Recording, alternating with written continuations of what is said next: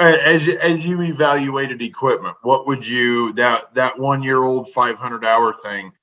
Mm-hmm. What percent back of a new one would you typically say it would have to be? I don't know what it was, but somewhere between 15 and 20% was a pretty common number, if not Right. maybe depending on up to 25, depending on what it was. But that first, like you said, that first 500 hours are a pretty expensive depreciation point. Right. Now,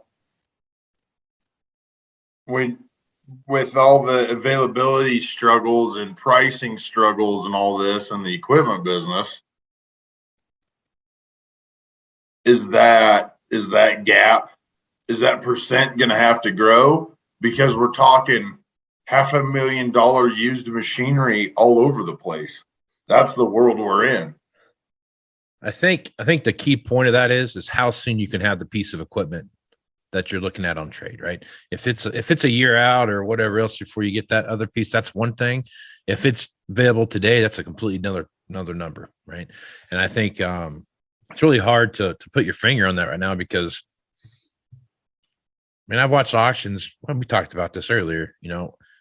I've watched auctions where you thought you bought something stupid and paid too much for it, and just because of what the market did, you made 9% on the following month because of where things went, right?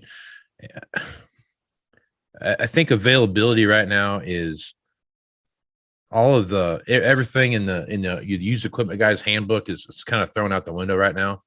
And if anybody can tell you that they've got it figured out as to what's happened with the market, I have a hard time believing that because it's moving from 1 month to the next month. If every time the price goes up, you have the available pieces of the equipment of new stuff. Every time, if new price goes up, what's available out there for used, it's going to follow right along with it. that's just the nature of the beast.